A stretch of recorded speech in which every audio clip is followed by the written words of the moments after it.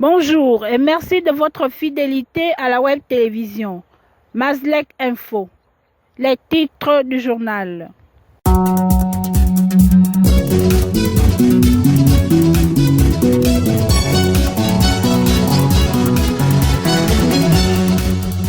La Cour constitutionnelle du Gabon s'endurcit dans une posture d'institution partisane et pro-pouvoir de la vie d'acteurs politiques de la société civile qui sortent du bois au lendemain du rejet par cette institution des requêtes en annulation des dispositions controversées du nouveau code pénal.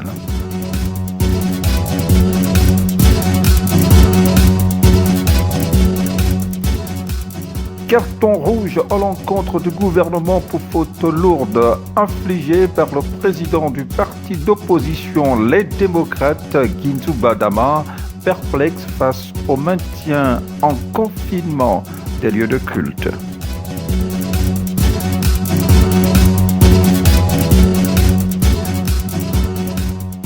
L'opposition politique gabonaise amputée d'un homme de conviction doublé de soldats aguerris, Feu François Nguema et Bané, brève trajectoire politique du disparu dans le développement de ce journal. Voici pour les principaux titres.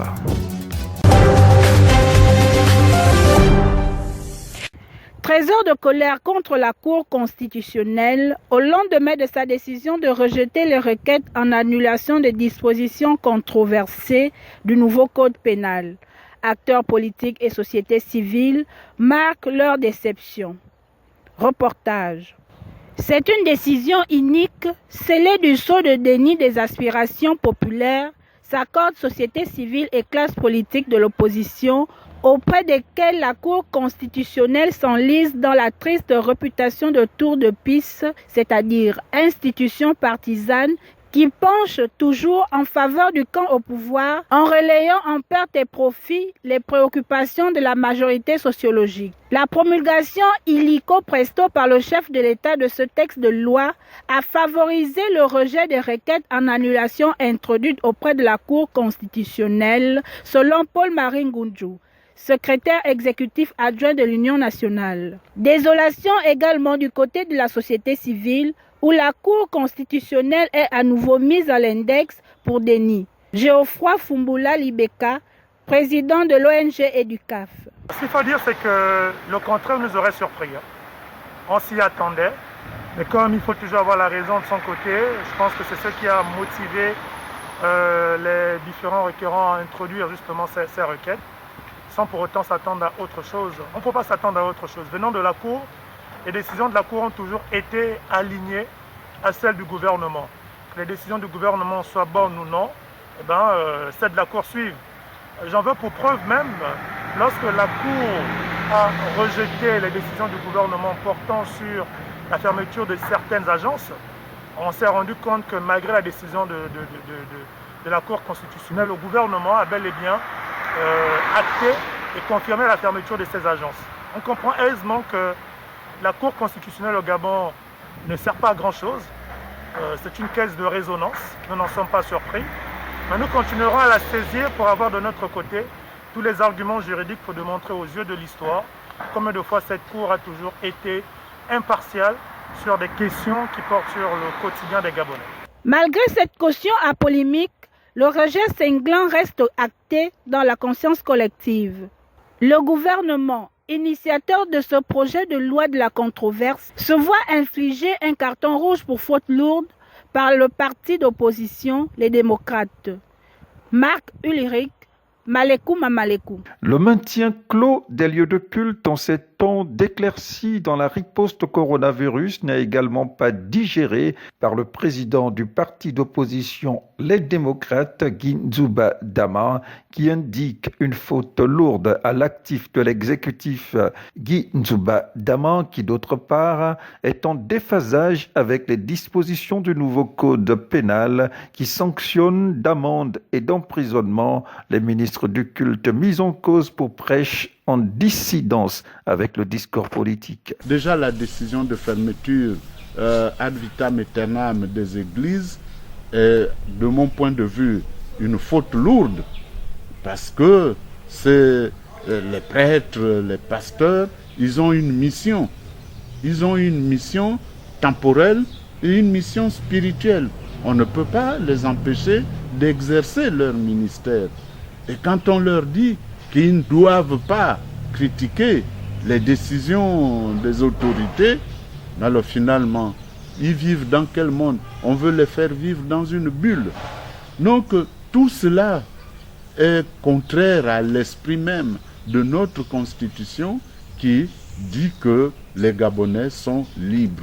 Le point d'orgue de la croisade des démocrates contre les dispositions controversées du nouveau code pénal est le pan dépénalisation de l'homosexualité au cœur d'une pétition nationale, les satisfécites de Guy Nzuba Dama. Nous avons déjà dépassé les 50 000 signatures.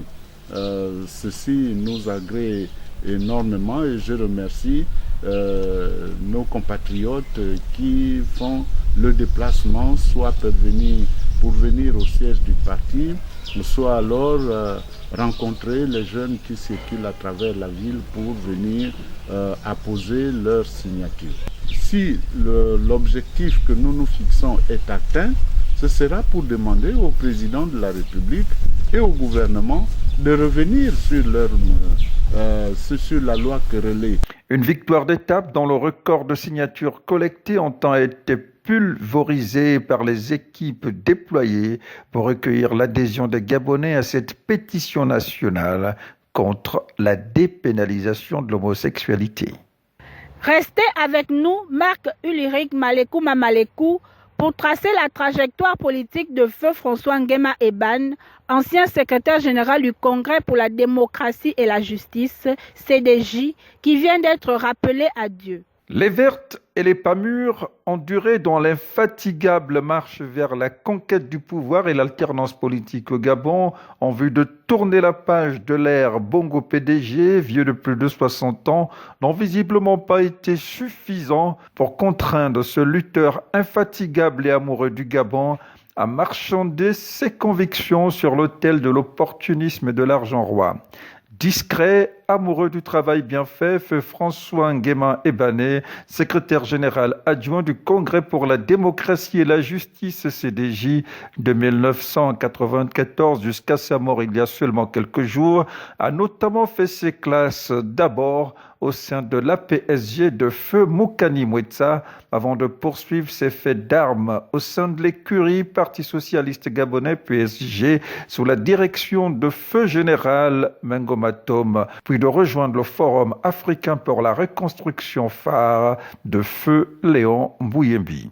Il y a 26 ans, il inscrivait son nom dans le registre des membres fondateurs du Congrès pour la démocratie et la justice, CDJ, né de la fusion du phare de Mbouyembi avant le retrait de son leader, du Parti pour la liberté démocratique PLD de Marc Saturnin Nguema et du groupe politique Jabo, Jules Aristide Bourdès Oguligende, premier secrétaire général du CDJ et leader emblématique de ce parti politique d'opposition.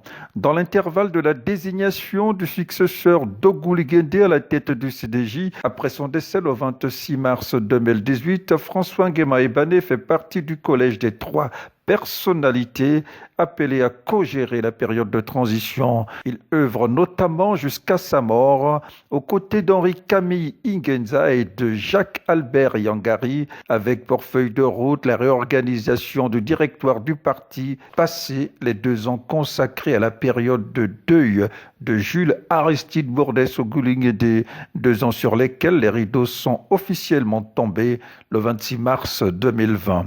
D'ici à la fin des obsèques de François Nguema Ebane, la relance des activités reste suspendue à la fin du déconfinement du Grand Libreville. La mémoire de feu François Nguema Ebane reste vivace dans l'esprit d'Henri Camille Raoul Ingenza, membre du trio du directoire du CDJ.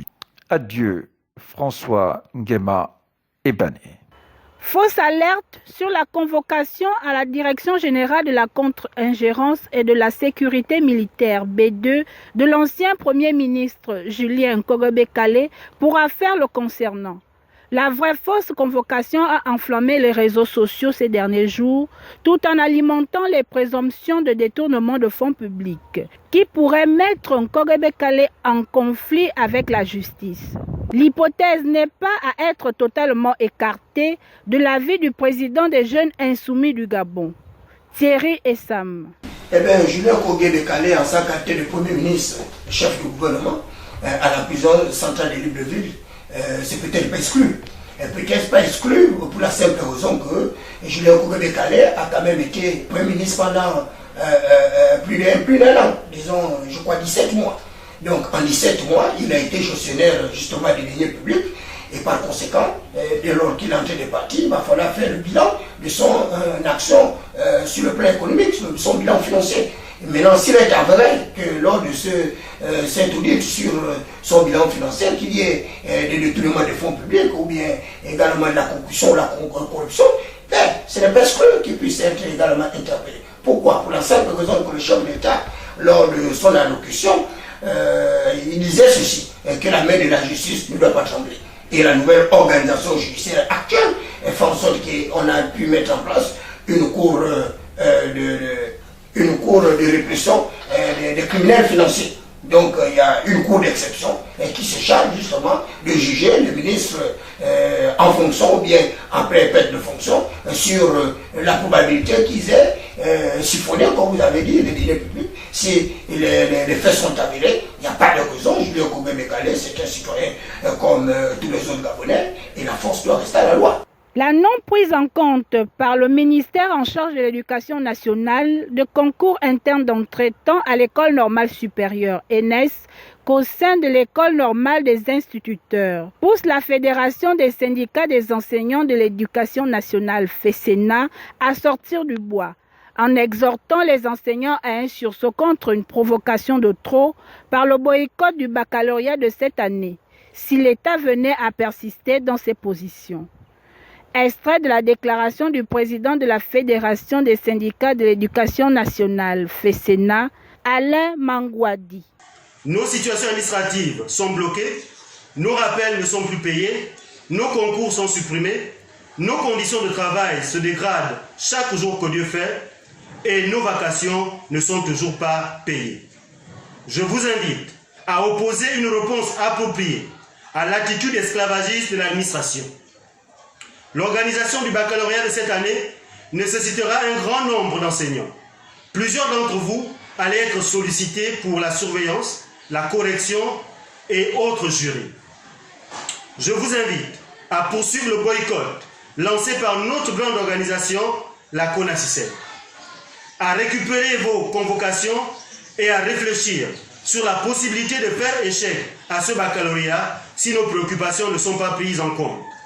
Disons non à la surveillance et à la correction du bac. La communauté musulmane célèbre ce vendredi 31 juillet 2020 Aïd el-Kébir, communément appelé Fête du Mouton, un événement à caractère international qui aurait pu connaître des fortunes diverses au Gabon, avec les dénonciations récurrentes des velléités de hausse injustifiée du prix de la tête du mouton à l'entrée des frontières du Gabon, passant vraisemblablement du simple au triple de 19 à 60 000, sans notification officielle.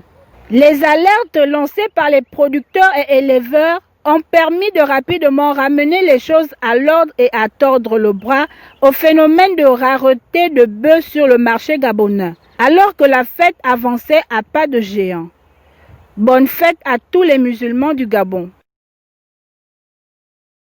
Dans la rubrique Vue sur le net, la photo du jour nous dévoile la position quasi assise d'une militaire sur le bout du canon, avec pour légende, je cite, un démenti à celui qui avait dit que l'on peut tout faire avec un fusil, sauf s'asseoir dessus. La preuve est faite, on peut s'asseoir dessus. Dans la vidéo du jour, les mots dont souffre le Gabon, vus par Maître Paulette Oyane. Le vrai problème du Gabon, c'est l'impossibilité d'alternance. Tous les problèmes du Gabon viennent de là. Dans un pays où vous ne pouvez pas avoir l'alternance, vous n'avez même pas l'éventualité d'une possibilité d'alternance. C'est ça qui crée les problèmes. Pourquoi? Parce que quand les gouvernants savent qu'ils peuvent être changés, qu'on peut les renvoyer chez eux à n'importe quel moment, ils font attention dans leur gouvernance. Or, au Gabon, les gouvernants savent que personne ne peut les changer. Et pourquoi personne ne peut les changer? Parce que les institutions, dans leur fondement et dans leur fonctionnement, ne sont faits que pour la pérennité du régime en place. Et tant qu'on n'aura pas réglé ce problème, rien ne changera. Pourquoi voulez-vous que les gouvernants se tracassent pour donner une bonne éducation? Ce n'est pas leur problème, puisqu'ils n'ont aucune pression de personne. La population ne peut pas les changer. Le problème est là. Le problème du Gabon n'est pas tant la pauvreté, je ne dis pas qu'il n'y en a pas, il y en a. Le problème du Gabon n'est pas tant la crise économique, n'est pas tant la cherté de la vie, n'est pas tant tout ce que nous vivons. Le problème du Gabon est l'impossibilité. Le fait même que les Gabonais ne sont pas capables de s'imaginer qu'il y a l'alternance. Parce que vous savez, l'être humain n'est pas que matériel. Un être humain doit pouvoir rêver. Pouvoir rêver est très bon pour la santé. Vous dites aujourd'hui, je souffre aujourd'hui, mais demain ça va aller mieux. Ça vous aide aujourd'hui. Et au Gabon, on ne rêve pas. Parce que les choses sont bloquées. Et les choses sont bloquées, pourquoi? Parce qu'il y a cette impossibilité d'alternance. C'est la fin de ce journal. Merci de l'avoir suivi.